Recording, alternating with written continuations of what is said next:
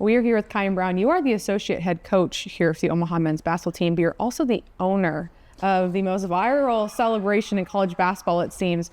We need to know the origin story straight from you. So please tell us, break us down how it all happened. I think owner is a strong word. I think I started the company. I've tried to sell it a couple times. So it's very strange and very weird what can become viral these days. Yeah. Which something I thought was going to really try to be in the locker room that I never anticipated to get out of the locker room. In fact, I never even anticipated starting.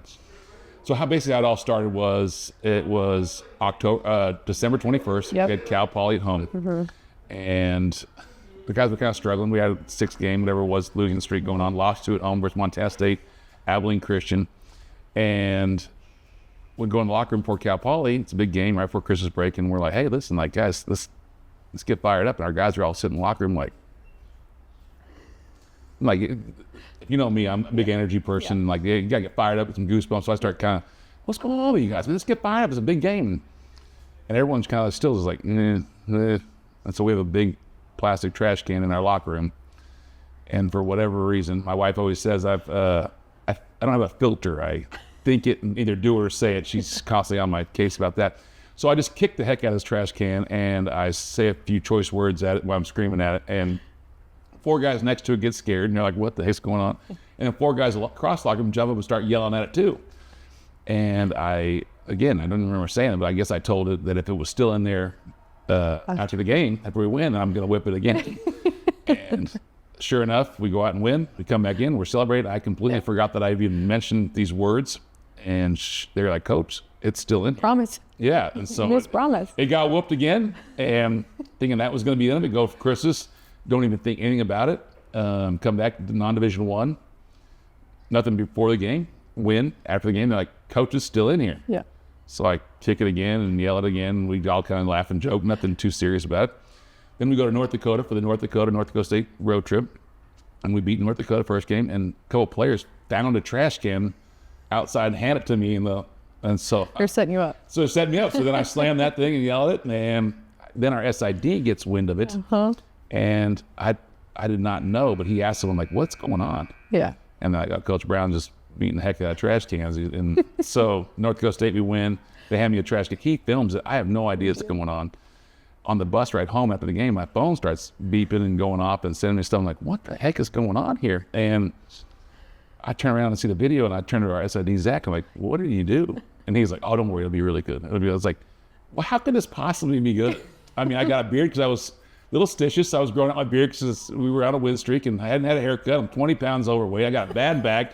I'm hobbling there with a trash can. I'm like, good God Almighty, man. You look good? Yeah. Well, geez, I appreciate that. But yeah, so that's where it started, and we couldn't stop for a while. I tried to get off it. I tried to tell Crutch, like, hey, let's put this thing to bed. He's like, we can't stop, man. We're on a win streak right now. We got to keep it going. Give the people what they want. Yeah. So that's how it started. That's how it originated. Yeah. What a story. Pardon? What a story. Yeah, it's very weird what can become viral. So at what point were you like, well, I know you just said Crutch told you got to keep going, but were you a few games and you were like, well, I guess I actually maybe need to have something in mind? Oh, yeah. So then it had to be different and just weird, like a baseball bat. I thought the field goal, the belt, and I was really running out of ideas. I was going to say 9-game win streak. How are you coming up with things? Well, I was running out of ideas quick, and then we lost. And I was like, hey, all right, here's the deal. I'm either going to come in, lay this thing outside, put a blanket and a pillow on it and put it to bed and be done with it, or I can pass it on to some of the younger generation on our staff and Josh Crutchfield. Yeah. He goes, I'll take care of it for this next game.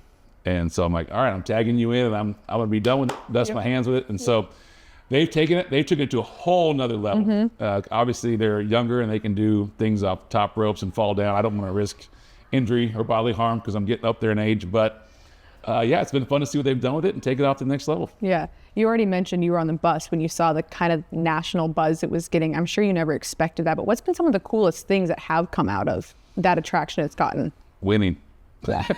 Because we wouldn't be here if the guys weren't winning. Uh-huh. If you kick a trash can, you go out, lose by 20, it's over. It's never going to be a thing. So the fact that our guys have had fun with it, they enjoy it. I've even asked them a couple times when we were going through the thing, because it needs to be about them. Yeah. Everyone likes a little attention, right? And everyone likes to get told yay and all stuff. But it's like, at the end of the day, like, if it's not about our guys, because they're the ones out there putting on the floor, playing for 40 minutes, nothing needs to distract from what they're accomplishing and what they're doing this year. And that doesn't need to be a trash can. It's fun, it's great, but we would never be in a situation if it wasn't that. So that's probably the coolest thing, is just the winning part of it and where we're at right now in conference play. So there's been a lot of people who reach out that I haven't talked to in a long time, but the biggest part and the fun part is winning. Yeah. It feels like the overarching theme when people have gotten a hold of this is they've been saying this is the kind of fun that belongs in college basketball.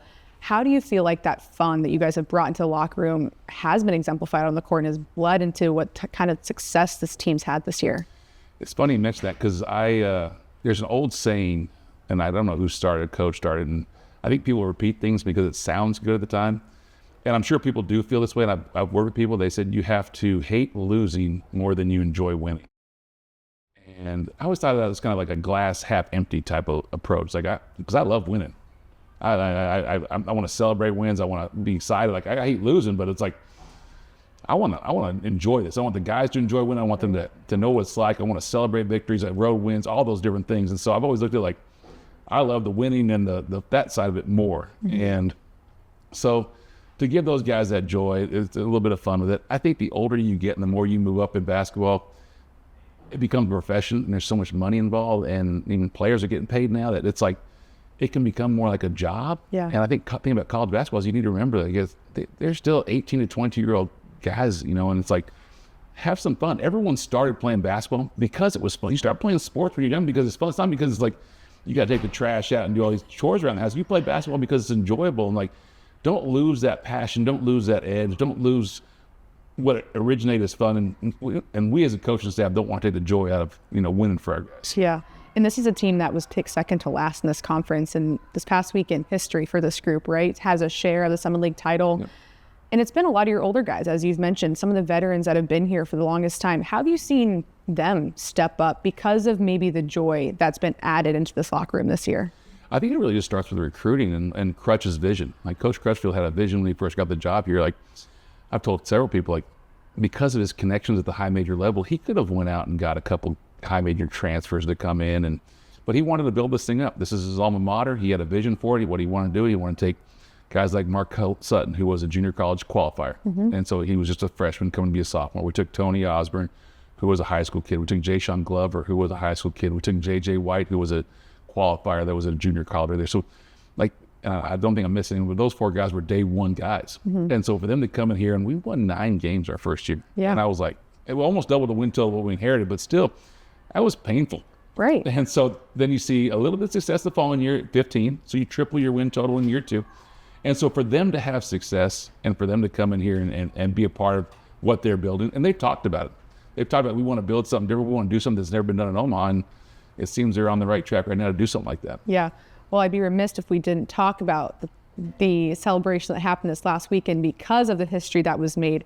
How did All Elite Wrestling get in the mix? Do you even know how that came to fruition? Yes, I do. Is Jordan Sarnoff. Yeah. And Jordan is he is taking this thing to the next level. Yep. He is really, and he apparently in meetings that I've not been a part of, he has put this whole presentation together in front of our athletic director, Adrian Dow, who then Adrian approved without me knowing about it. And then we had the trash can appreciation night or whatever the popcorn night was. Yeah. And that was right after a loss. Uh-huh. So we were really going to put it to bed, but then we had to come home and play a home game. And so he reached out to this wrestling company. He tried to get, I don't even know what the top wrestling company is, but he reached out. These guys were like, yes, we want to collab with you guys. We want to do something. Yeah. And it didn't cost us $1. They flew those guys in here, and they were great. They were fun. Our guys had fun, but to see where it's going, to be on ESPN with wrestlers, I mean, like in basketball, like, yeah, I'm all for having fun, but man, we're probably taking this to the next level. But it's working. It's working. It's working. It says, yeah, don't turn away yet. So. Yeah. We have seen a little bit of Crutch's responses, a little bit, but what is he really saying? Is he all for it? Is he in shock every time? Is he just standing and observing? Like, what is Crutch, like, how does he finish the post-game speech and then the celebration happens? Or like, how do you follow up a celebration with a post-game speech? Yeah, he's all in on it. I'll tell you that I can 100% because I checked with him 5 or 6 times as this thing was going on. Like, hey, we can be done with this thing. This doesn't have to keep going. He's like, no, we got to keep it going. Yeah. We're in the middle of a streak right now. We got to keep going. And yeah. So he is 100% on board. I think kind of our post-game locker room is we always have like a player of the game, yep. A player 2 of the game. So we'll do our little celebration, then hand out basketballs, then we'll break down a little speech, and we'll call it quits at that. But he is, if the boss man was not on board, this would have been put to bed a long time ago. So, yeah. What's it going to take to get Crutch involved, do you think? I don't know. Maybe something this Saturday if things go well. Yeah. We'll see. Yeah. Absolutely. Well, you lead me to my next question. There is a big game this weekend, right? You guys can claim the full title for the first time. You already did that in part of the share, but you can claim the whole thing and belongs here in Omaha. Is there something teed up, or would you stay tuned? I'm actually out of it now. So, yeah, I am very fortunate that I get to sit now as a spectator and get to see what's unfold. Yeah. And what Josh has done and what he brought in Brent Daniels, our operations guy, and they really took the wrestling theme to the next level. Yeah. So I'm gonna be right with everyone else, kind of waiting to see what happens. Like and they're pretty I don't know what the word Hollywood about it. They're really trying to think of some things. So I'm sure they've got some ideas on deck. Yeah. Maybe the boss man and being involved, but first things first, we got to win the game first. Yeah. We'll end with this. Obviously, has seen a huge jump this year, close to the postseason. What do you think is possible for this team? You know, with this group, I think darn near anything's possible with this group because they believe in each other. They play for each other. They are, I mean, I'll tell you this, for the first time in 20-something years of coaching, we came on the Baxter Arena floor. There's only 2 baskets. And 10 minutes before practice, all 15 guys are in one basket. Shoot. And they're all talking to each other, all hanging out, enjoying each other's company. And I think that's what makes this group special, is that they get along with each other. They like each other. They want to play for each other. They'll argue like brothers, and they'll fight and they'll stuff. But at the end of the day, they're going to hang out on Saturday and Friday night and be around each other. So that's our closeness is kind of a little bit of our superpower. And so as long as we continue to play hard and play for each other, it'll be really fun to see where this thing goes. Yeah. We appreciate the time. We can't wait to see what comes next. Hey, me and you both. Both of you, and we'll see the show together.